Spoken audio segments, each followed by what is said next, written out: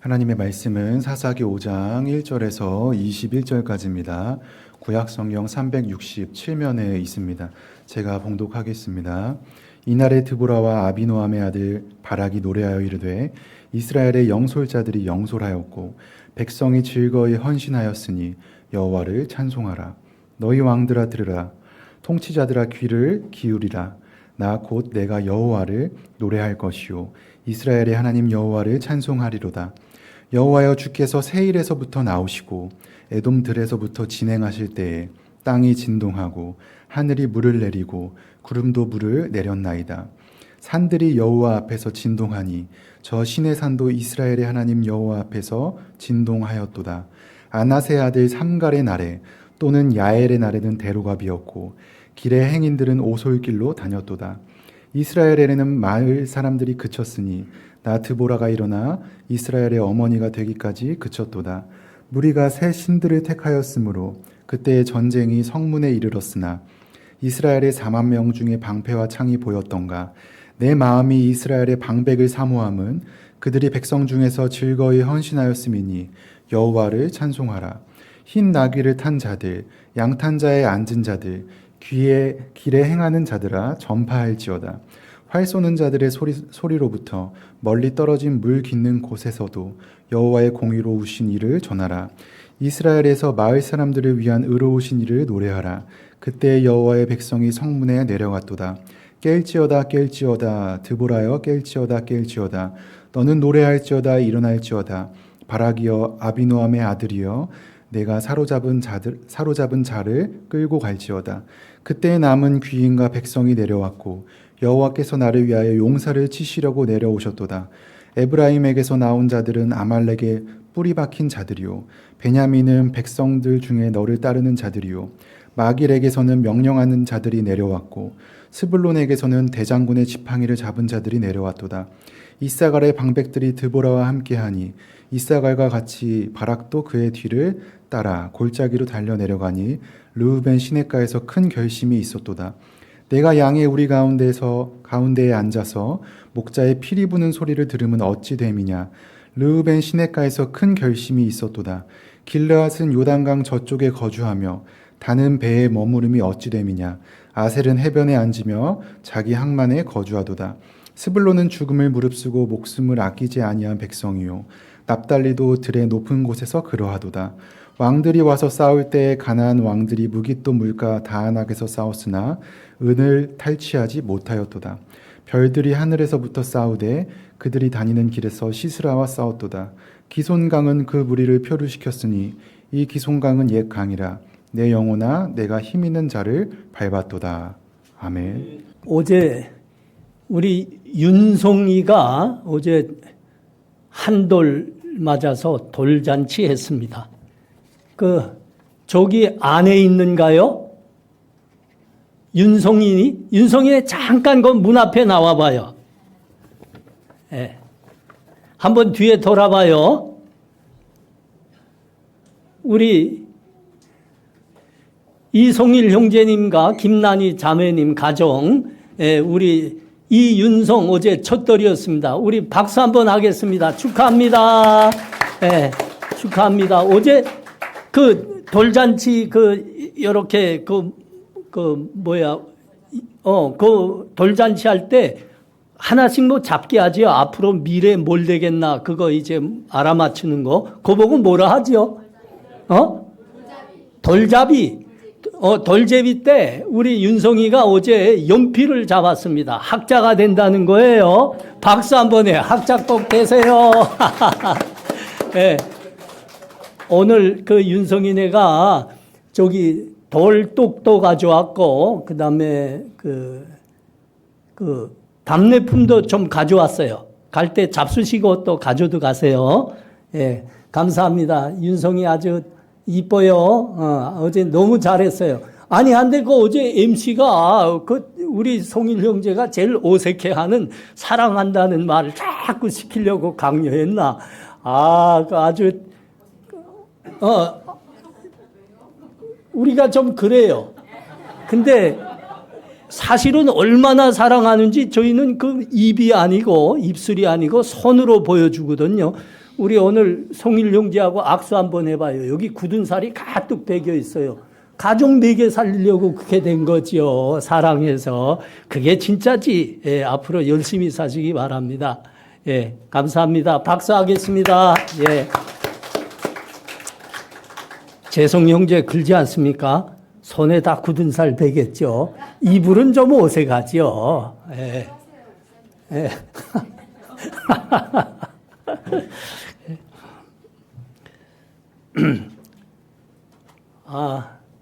두보라는 요 사사지요. 가나안 왕들과의 전쟁에서 승리했습니다. 승리하자 그 자리에서 두 손 높이 들고 하나님을 찬송했습니다. 인생에 뭐 좋은 일이 생기든가 인생에 어떤 승리를 맞이했든가 하면 세상 사람들은 잔치를 벌리고 흥청댑니다. 그러나 하나님을 믿는 사람들은 하나님을 찬송합니다.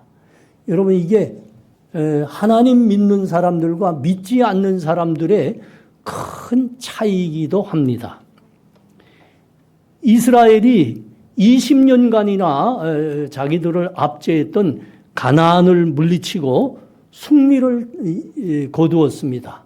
그러자 두보라와 바락이 그 자리에 무릎을 꿇고 두 손을 높이 들고 하나님을 찬송했습니다. 자, 그 찬송 한번 들어보십시오. 3절부터 너희 왕들아 들으라, 통치자들아 귀를 기울이라.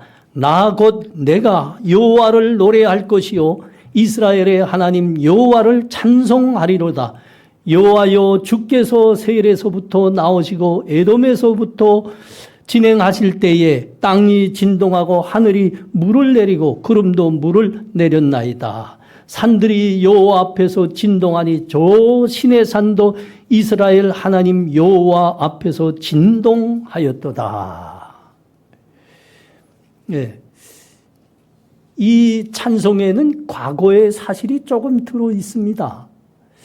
모세가 하나님의 부르심으로 하나님의 지팡이를 들고 이스라엘로 저 애굽으로 들어갔죠. 바로의 목을 꺾고 이스라엘을 구원했습니다. 출애굽이 일어난 거예요. 그런데 이 바로가 아쉬워서 종래 그들을 내줄 수 없어서 다시 그 병거들을 이끌고 이스라엘을 추격해 왔죠. 그래서 홍해 바다에서 이스라엘 사람들은 길이 막히게 됐습니다. 그때 하나님이 홍해를 가르치고 이스라엘은 구원하셨고 그 뒤를 따르는 애굽 군대는 모두 홍해물로 수장시키셨습니다. 두보라는 그 조상들로부터 부모들로부터 할아버지 할머니로부터 이 하나님에 대한 이야기를 들어왔거든요.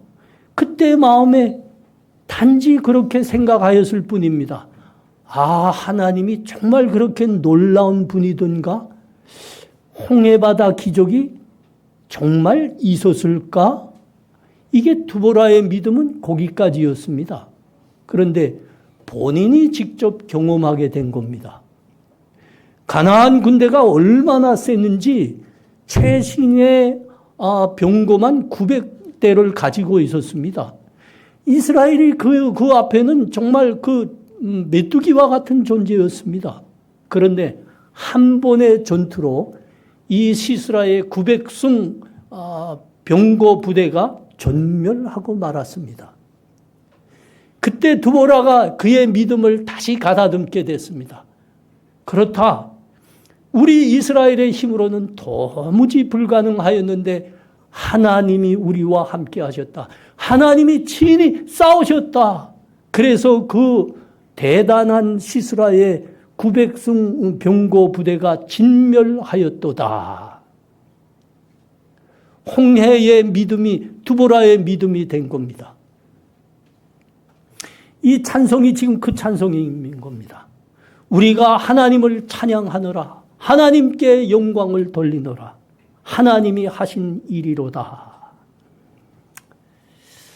그리고 본문 18절까지는 좀 특별합니다. 이 찬송에는 방백들과 백성들이 즐거이 기꺼이 전쟁에 헌신하였으므로 그들에 대한 이 감사가 찬송의 내용들로 되어 있습니다. 다른 찬송, 성경에 기록된 다른 찬송들과 비교하면 이게 특별하다는 걸 보게 됩니다. 시편이나 성경에 기록된 다른 찬송들을 보면 모두가 하나님의 구원과 하나님의 은혜에 대한 감사들이 그 내용으로 되어 있습니다.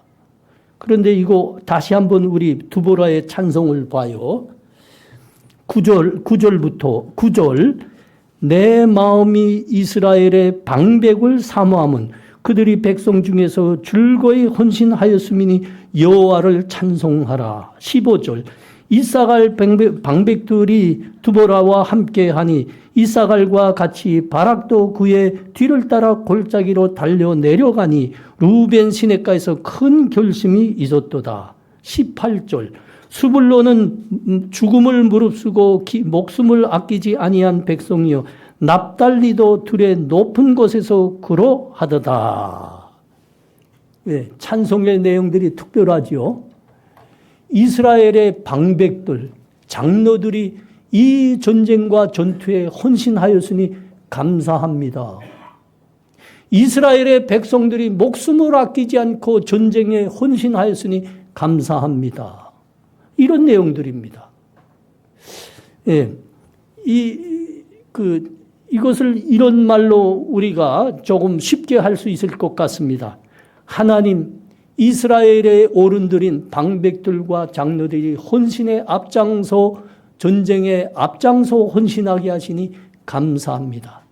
백성들을 나라를 위한 전쟁으로 인도하시니 감사합니다. 그들이 헌신하게 하셔서 감사합니다. 하나님이 하신 일입니다. 하나님 감사합니다. 이런 찬송이죠.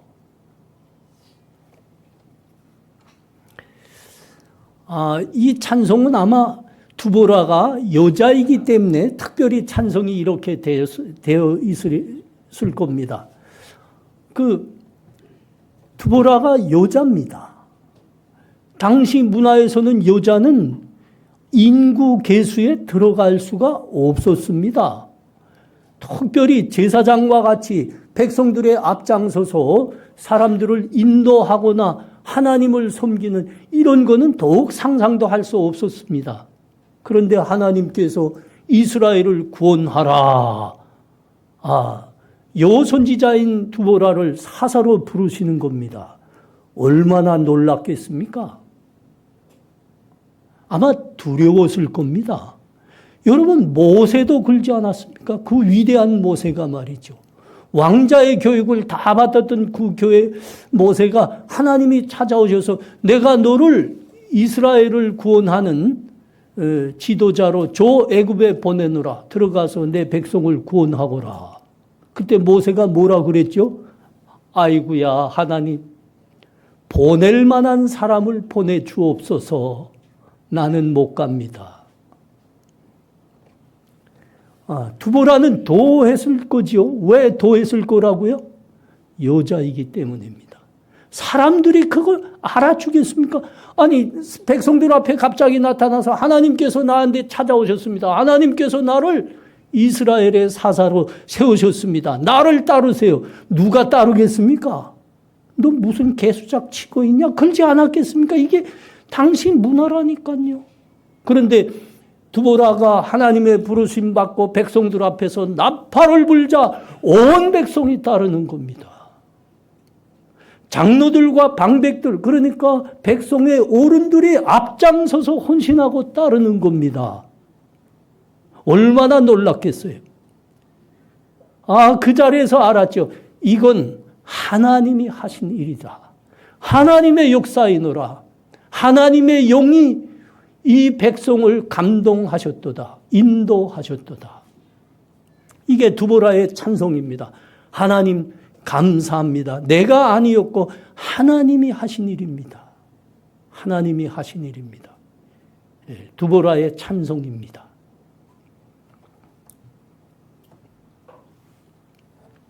두보라의 다음 찬송은 19절에서 21절에 나옵니다. 왕들이 와서 싸울 때에 가나안 왕들이 무기또 물가 다낙에서 싸웠으나 운을 탈취하지 못하였도다. 별들이 하늘에서부터 싸우되 그들이 다니는 길에서 시스라와 싸웠도다. 기선강은 그 무리를 포로시켰으니 이 기선강은 옛 강이라 내 영혼아 내가 힘 있는 자를 밟았도다. 우리가 좀 자세히 봐야 되는 부분입니다. 많은 가나안의 왕들이 연합해서 이스라엘 두보라와 전쟁을 했습니다. 그런데 패할 수밖에 없었습니다. 왜 그랬을까요?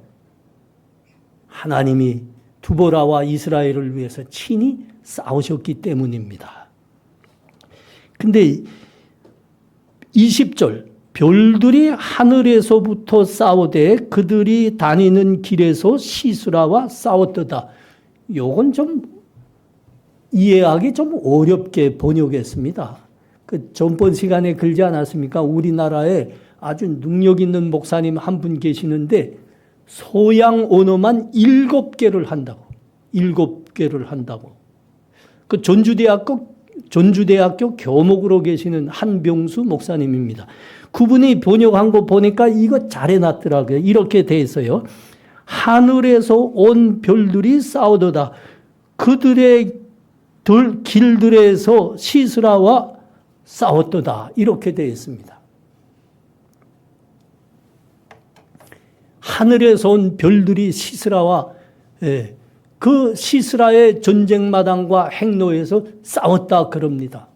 이것은 다른 걸 말하는 게 아니고 하나님께서 이스라엘을 위해서 자연을 활용하셨는데 그 시스라의 군대가 행동하는 그 노정에서 시스라가 전투하는 그 전장에서 하나님께서 폭풍우를 내리셨다는 겁니다. 벼락을 내리셨다는 겁니다. 큰 물을 일으키셨다는 겁니다. 하나님께서 두보라와 이스라엘을 위해서 싸우시는데 이스라엘이 승리하도록 하기 위해서 폭풍을 내린 겁니다. 폭우를 내린 겁니다. 벼락을 내린 겁니다. 기선강에는 큰 물이 범람한 겁니다. 네. 21절 주목해 보십시오. 이것도 지금 그 말씀하고 있지 않습니까? 기선강은 그 무리를 표로시켰으니 이 기선강은 옛 강이라 내 영혼아 내가 힘 있는 자를 밟았도다. 그래서 기선강에 뭐가 있었다고요? 홍수가 일어난 겁니다. 이 시스라 군대가 병거 900승을 이끌고 수만의 군대를 이끌고 이 기선강 기슭에 그 다볼산 밑에 진을 짓고 있지 않았습니까? 여기에 폭우가 내리고 아주 홍수가 일어서 일부는 쓸어가고 그 주변은 모두 진폴로 만들어 버린 겁니다. 여러분, 그 병거라는 것은 지금의 전차들입니다. 그 보병들이 싸우는데 전차가 결정적인 역할을 하죠. 그런데 이게 무슨 소용입니까? 주변이 모두 진폴로 되어버리고 그 병거들 바퀴가 모두 진폴에 빠져버린 겁니다. 움직일 수가 없습니다. 이게 시스라 군대가 패한 결정적 요인이고 이스라엘이 승리할 수 있었던 결정적 원인입니다. 하나님이 하신 거죠. 하나님이 정확히 아셨죠. 이스라엘로 승리하게 하고 시스라로 패하게 하기 위해서는 무엇을 어느 점이 어느 부분이 약점인지 하나님이 정확히 보고 계셨습니다. 그러다가 때가 되니까 폭풍우를 내리신 겁니다. 홍수를 일으키신 겁니다. 병거가 거기 빠져버린 겁니다. 여러분, 거기에다가 이 병거가 움직일 수 없게 된 데다가 병거병들의 무장은 뭐인가 하면 중갑옷들을 입은 겁니다. 중갑옷. 그러니까 무겁기 때문에 이 움직이기가 둔합니다. 그러니까 병거가 진폴에 빠져버렸지. 이 중갑옷을 입은 병거병들이 거보고 뭐라 길지? 오기적거린다 하는가? 예, 그 진창 속에서 오기적거리고 있습니다. 여기에 비해서 이스라엘 군대는 아주 보잘것없는 무장입니다. 그 도끼와 낫을 들었을 뿐입니다. 조금 괜찮은 사람은 단검을 들었을 뿐입니다. 그런데 병거가 진창에 빠지고 병거병들이 그 무거운 중갑옷을 입고 오기적거리고 있는 그 앞에서는 이 도끼와 낫을 단검을 든 이스라엘 사람들이, 이 군사들이 세계 최상의 경보병들이 된 겁니다. 경보병이 뭔지 아시는가요? 제가 군 소령 출신이라 이런 거 잘하는 거예요. 경보병, 가변 무장을 들고 날래게 이동할 수 있는 군인들입니다. 그러니까 동해 본 쪽, 서해 본 쪽을 뭐라 그러던가요? 뭐라 그 사자성어로 뭐라 하는데 난 그 잘 모르겠어요. 예, 그렇게 됐어요. 그냥 표범처럼 날래게 된 겁니다. 그 진창에 빠진 그 병거와 병거병들을 향해서 이 이스라엘 군대가 최상의 경보병이 표범이 되어버렸다고요. 그냥 여기저기 날아다니면서 찍어버렸습니다. 그래서 한 번의 전쟁으로 그 대단한 그 주변에서 최강국의 위력을 자랑하던 시스라의 900승 병거 부대와 보병이 거기서 전멸당한 겁니다. 하나님이 하신 일입니다. 하나님이 하신 일. 이게 얼마나 대단한 거냐면 여러분 그 세계사에 들어가면 워털루 전쟁 보면 이게 이해가 됩니다. 나폴레옹이 이끄는 프랑스 보병과 윌링턴이 이끄는 영국 보병이 지금 맞선 거 아닙니까? 맞섰는데 이 나폴레옹은 천재입니다. 전쟁의 천재입니다. 나폴레옹이 그래서 러시아를 제외한 전 유럽 영토를 다 점령했댔습니다. 그런데 어떻게 하다가 엘바 섬에 그 유배가 딱 어떻게 빠져나와서 다시 프랑스군을 이끌어 가지고 이제 황제의 고뇌를 다시 회복하기 위해서 윌링턴 영국군과 붙었죠. 붙었는데 이 윌링턴 자체도 자신이 없어요. 근데 아플싸 그날 그 워털루 대전을 앞둔 그날 저녁에 비가 온 겁니다. 비가. 나폴레옹의 이 부대의 이게 꽃은 포병이거든요. 근데 포병이 진창에 빠져서 그 사거리까지 전진할 수가 없는 거예요.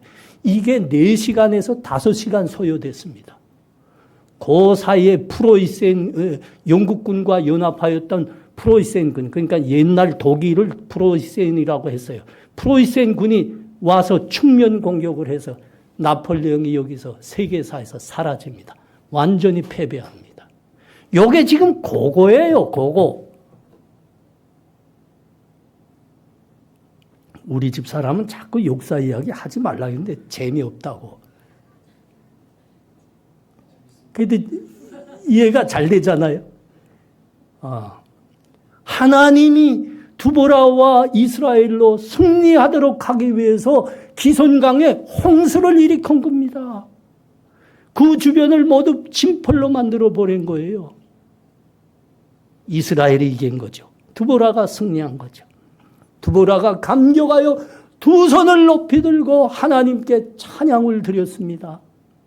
하나님을 찬송했습니다. 하나님께서 우리들을 위해서 별들을 보내셨도다. 그 별들이 저 시스라를 진멸하였도다. 그 별들이 뭐예요? 하나님이 사용하신 자연기후입니다. 자연기후. 상천하지에 우리 하나님 같으신 분은 없도다. 우리 하나님만이 하나님이시로다. 할렐루야.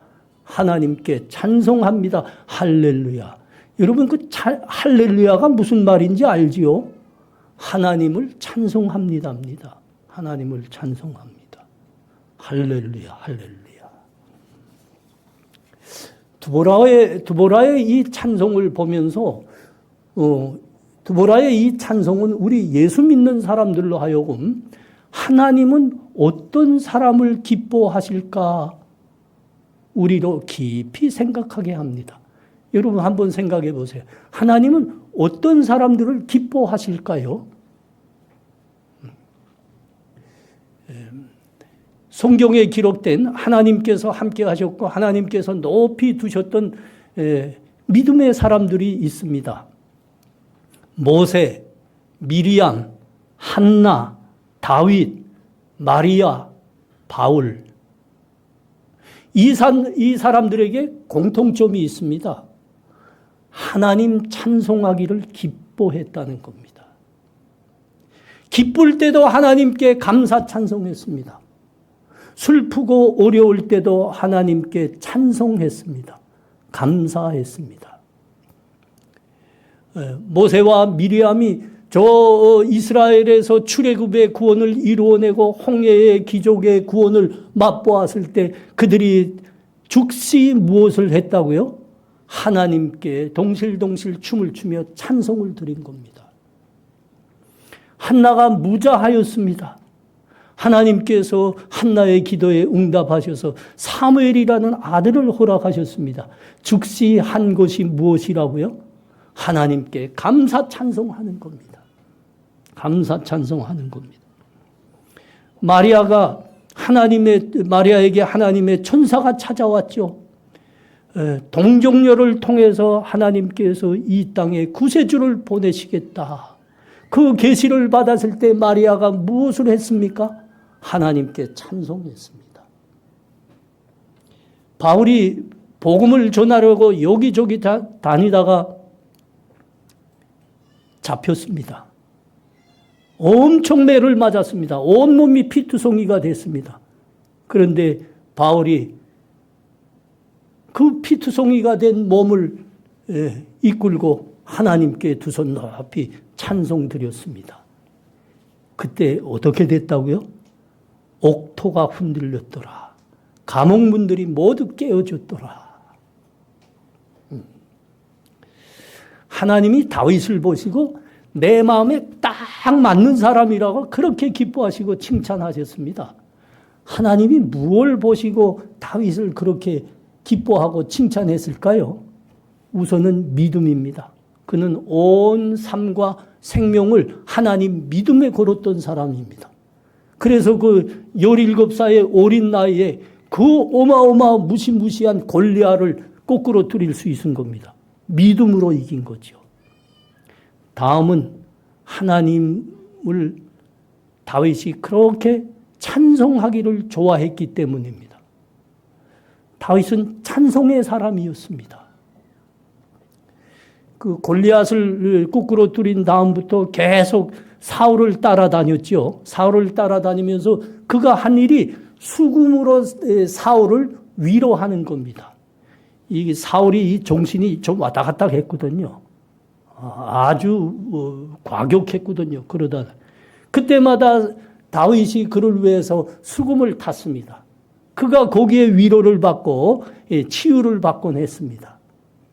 그래서 이스라엘에서 다윗은 수금을 제일 잘 타는 사람으로 소문이 나 있었습니다. 다윗은 어떻게 그렇게 수금을 잘 탔을까요? 그는 목동이었습니다. 목동. 자기 양들을 끌고 저 초장으로 가나 물가로 가나 그는 수금을 들고 찬송을 했습니다. 수금으로 무엇을 탔을까요? 다 말했군요. 하나님을 찬송한 거죠. 하나님을 찬송한 거죠. 그래서 그가 시편 150편씩이나 되는 그 시편의 3분의 2를 다 다윗이 썼습니다. 다윗의 노래요, 다윗의 시입니다. 다윗의 찬송이요, 다윗의 시편인 거죠. 우리 모두는 하나님의 언약궤가 저 예루살렘으로 들어올 때 그 모습을 다 기억하고 있습니다. 언약궤 제일 앞에 다윗이 서서 동실동실 춤을 추고 있었습니다. 아니 그의 아내 미갈마저도 그것이 너무 좀 창피한 거지요. 한마디로 말해 아니 왕이 채통이 있어야죠. 그 사람들 앞에서 허벅지가 다 드러나게 그렇게 펄쩍펄쩍 뛰고 있습니까? 다윗은 아랑껏 하지 않았다고요. 다윗은 하나님이 그렇게 좋았습니다. 그래서 하나님 앞에서는 늘 찬송했습니다. 동실동실 춤을 췄습니다. 그래서 하나님이 내가 너를 기뻐하느라 내가 내 마음에 딱 드는 사람이라 그렇게 좋아하셨어요. 여러분, 하나님은 찬송을 기뻐하시는 분입니다. 찬송을 기뻐하시는 분.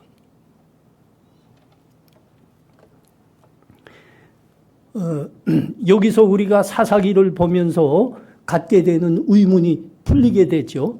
하나님은 어떻게 그 문화상에서 여자 두보라를 사사로 두셨을까? 이건 그 문화상에서 우리가 당연히 갖게 되는 의문입니다. 하나님은 두보라를 사사로 두셨습니다. 여기에 또 의문이 당연히 생깁니다. 왜 꼭 두보라를 두셨을까? 이거죠. 왜 꼭 두보라를 두셨을까? 여러분, 왜 두셨을까요? 여기에 나옵니다. 여기에. 두보라는 하나님을 찬송하기를 좋아했던 사람입니다. 하나님을 찬송하기를 즐거워했던 사람입니다.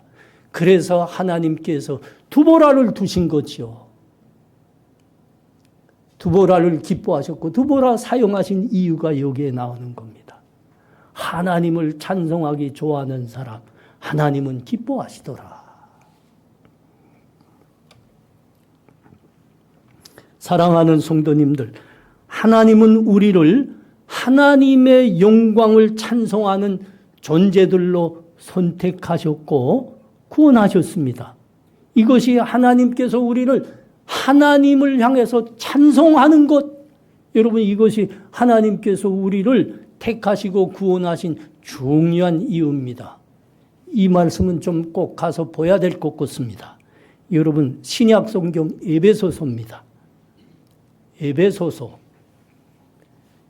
1장 3절에서 14절입니다.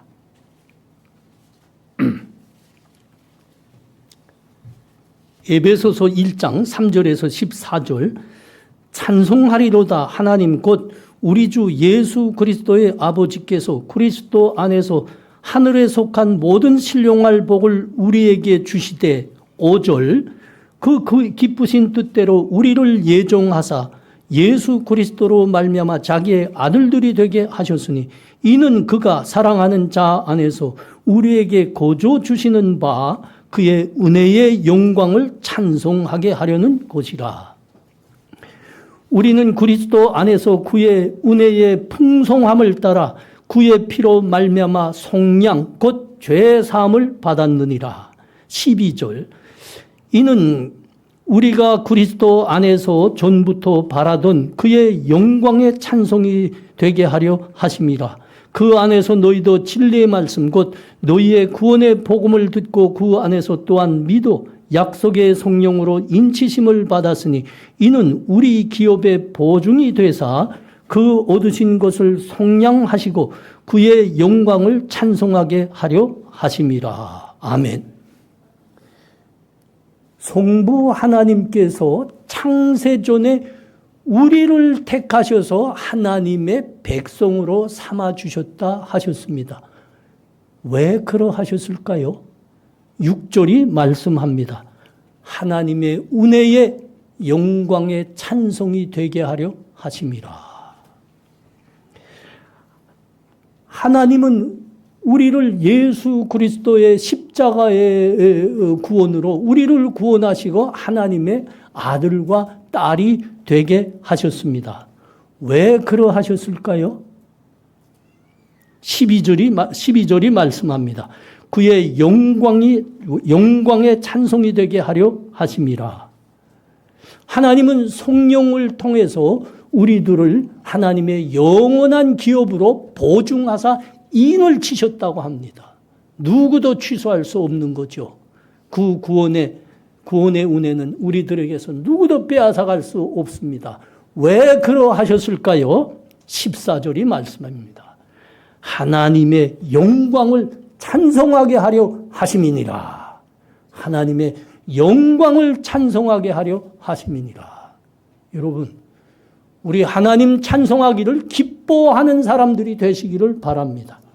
하나님을 즐거이 찬송하는 사람들이 되시기를 바랍니다. 우리 먼저 예배에서 하나님을 온전히 찬송할 수 있어야 됩니다. 예배라는 것은 하나님 앞에 다 모여서 하나님을 찬송하며 하나님께 영광 돌리고 경배하는 예식입니다. 하나님이 친히 이 자리에 임재하셔서 우리 앞에서 우리가 드리는 찬송을 영광으로 받고 계시는 겁니다. 여러분, 골소히 부르시면 안 됩니다.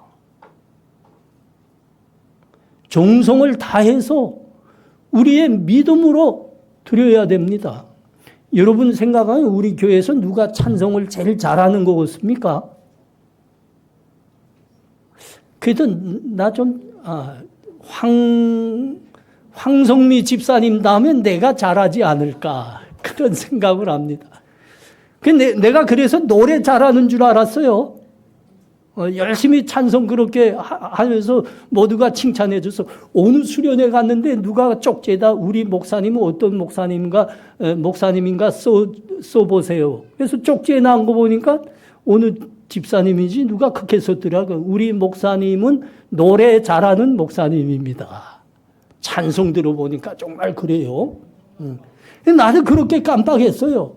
그래서 어느 수련회인가 몇 번 했죠. 가서 노래 열심히 준비해서 나도 상 받지 않겠나 해서 나가 했는데 단칼에 잘려버렸습니다. 한 번도 못 받았어요.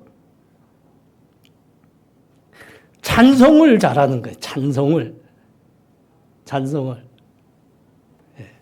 하나님이 친히 받으시지 않습니까? 이 앞에 임재하셔서. 정성이 있어야 됩니다. 하나님이 친히 우리를 보시며 받으시는 겁니다. 얼마 전에 내가 저 수원 어디에 있는 교회에 초청을 받아서 그 특별 집회에 갔습니다. 갔는데 가면 대체는 이렇습니다. 제가 가면 설교가 길다는 걸 다 알고 있어요. 그런데 좀 짧게 할까요? 아닙니다. 목사님 절대 취소하지 마시고 더 길게 해주세요. 그럽니다. 그러면서 대체로 그래요. 집회 시간은 한정되어 있기 때문에 대신 우리가 찬송을 좀 찬양을 준비 찬양 이런 걸 짧게 하겠습니다. 목사님 말씀 안 해줘요. 그래요. 나도 그럴 줄 알았어요. 그 교회 갔는데 그 교회가 이미 알고 있어요. 그래서 목사님 찬송 좀 생략하니까 이해하시고 말씀만 많이 해주세요. 그래 알겠습니다. 근데 딱 들어가서 준비 찬송을 하게 됐는데 얼마나 은혜 받은지 몰라요. 얼마나 그 찬양대가 얼마나 멋지고 참 신령으로 하는지 모르겠어요. 그래서 내가 목사님한테 싹 가서 그래. 저거 준비 찬송 생략하지 마세요. 너무 은혜돼요. 너무 은혜돼요. 그래서 다 했어요. 말씀도 딱 길게 다 했고. 너무 은혜가 컸습니다. 그때 부러웠어요. 우리 교회 젊은이들 많지 않습니까? 모두 선남 선녀예요. 찬송들 좀 멋있게 해요. 예배에서부터. 우리의 진정이 들어있어야 돼요. 믿음과 우리의 정성이 들어있어야 됩니다. 그리고 하나님을 찬송하되 하나님께 온전히 영광을 드리는 찬송하기를 좋아해야 됩니다. 우리 한국교회에서는 찬송이라는 말과 찬양이라는 말이 혼용이 되고 있습니다. 이게 이거고 저게 저거고 같은 걸로 보고 있으면. 근데 엄연히 신학적으로 따지면 구별이 되어 있습니다. 찬송과 찬양이 달라요. 찬송이라는 말은 하나님께 온전히 영광을 돌리는 내용들로 되어 있는 하나님께 드리는 노래입니다. 찬양에는 다른 한편 찬양에는 하나님께 영광을 돌리는 내용도 있지만 우리의 삶의 소원과 바램들이 함께 내용으로 포함되어 있습니다. 예. 구별됩니다. 확실히 구별돼요. 우리가 이제는 하나님께 온전히 영광 돌리는 찬송하기를 좋아해야 됩니다. 찬송해야 돼요. 예, 우리 믿음의 사람들 중에 하나님을 찬양하는 많은 노래들이 창작되고 불려지고 있는데 우리가 사용하고 있는 그 찬송가 집에는 교회들이 사용하는 찬송가 집에는 이게 같이 기록이 되어 있습니다. 그런데 찬송가 집에 올라가 있는 거는 시중에서 불려지고 있는 찬양들 중에서 그래도 하나님께 예배 때 드릴 수 있는 찬양이라고 이렇게 선택된 찬양들입니다. 하나님을 찬송해도 하나님께 영광을 돌리는 찬송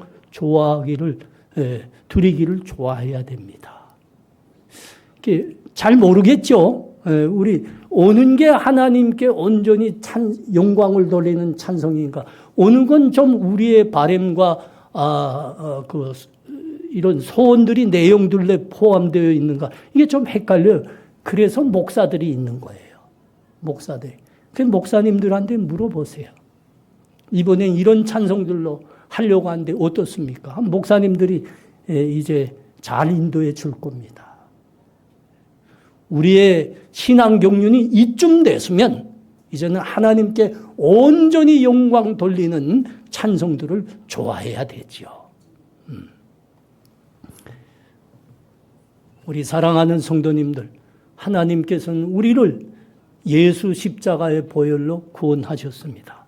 그리고 매일매일 우리 아버지가 되시는 하나님은 우리에게 은혜를 베푸시고 계십니다. 우리 모두 하나님을 찬송하는 사람들이 되셔야 됩니다. 기쁠 때도 기쁠 때 찬송하셔야 됩니다. 그러나 어렵고 슬플 때도 하나님께 찬송해야 됩니다. 우리 삶의 걸음걸음에 하나님을 찬송해야 됩니다. 우리 마음과 입술에서 이제는 세상 노래들이 차츰차츰 없어지기를 바랍니다. 대신 차츰차츰 뭐가 많아져야 될까요? 찬송이 많아져야 됩니다. 찬송. 하나님을 찬송하는 사람을 기뻐하십니다. 그 사람과 함께 하십니다. 이 은혜가 우리 모두와 함께 하시기를 축원합니다. 아멘. 기도합니다. 하나님 은혜를 감사합니다. 두보라가 하나님 구원의 은혜에 감격하고 감사하여 무릎 꿇고 두 손 높이 들고 하나님을 찬송했습니다. 하나님이 기뻐하셨죠. 하나님이 함께 하시고 크게 두신 사람들 모두가 하나님 찬송하기를 기뻐했습니다. 하나님은 그들과 함께 하시며 그들을 세상의 빛과 소금으로 두셨습니다. 우리도 하나님 기쁘게 찬송하는 우리 다 되게 하옵소서. 예수님 이름으로 기도합니다. 아멘.